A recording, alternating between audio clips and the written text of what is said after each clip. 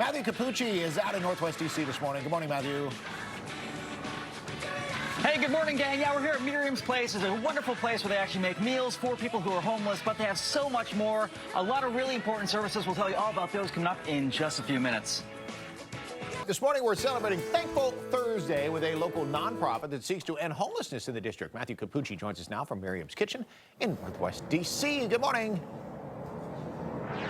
Hey, good morning, guys. Right here alongside May Powers, who is the Director of Development here, who's been leading us through all morning long, showing us what they do, because it's a lot more than just meals. You work with different programs to try to get people on their feet.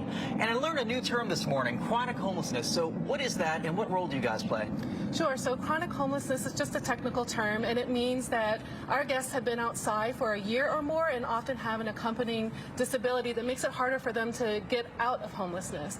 And so what we do is try to get access to services. You know, we're known for giving them a fresh, delicious meals, but also getting access to medical care and other essential services that help improve their health and income. But the ultimate goal is to get them into housing.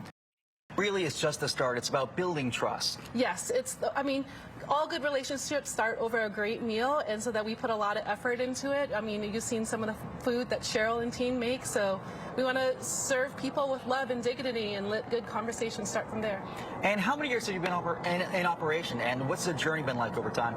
Sure. So Miriam's Kitchen was founded in 1983, and we've been a trusted resource for individuals experiencing homelessness. And over that time, we provided over 1.2 million meals and helped over 1,200 people into housing. Wow, and I imagine the pandemic has made things rough for a lot of different people. People who thought they'd never end up in a situation like this may have been. And so what has been kind of the complicating factors associated with the pandemic? Sure. I mean, if you think about it, the situation for our guests were already dire before the pandemic. They were dying 25 years earlier than the general population. But then if you think about all the things we heard throughout the pandemic, right? Wash your hands, stay home when you're sick. Our guests couldn't do that because they didn't have a safe place of their own to call home. So we worked to change that, right? But that said, running these programs during COVID is really, really hard, and it costs more money.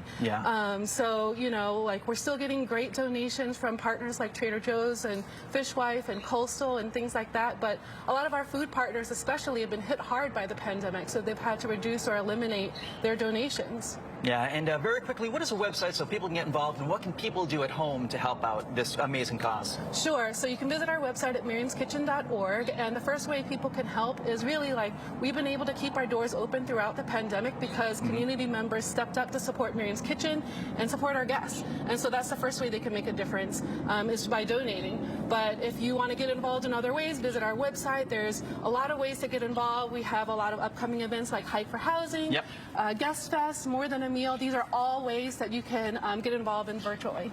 Yeah, so the website on the screen right now, so you can check it out too, of course. We'll have much more throughout the morning, updates all morning long, and it's a great place to be thankful this Thursday, and really, they do amazing work here. Guys?